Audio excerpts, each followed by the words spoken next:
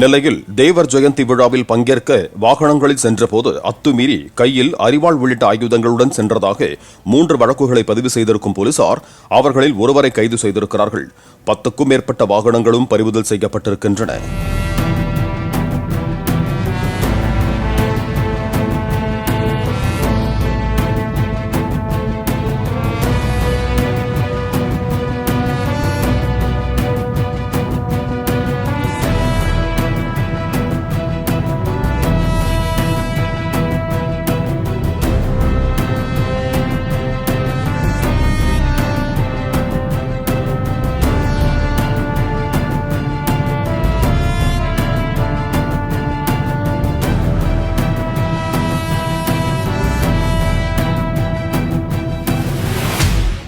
Play store மற்றும் app ஸ்டோரில் இருந்து பாலிமர் செயலியை QR கோடு மூலம் பதிவிறக்கம் செய்யுங்கள்.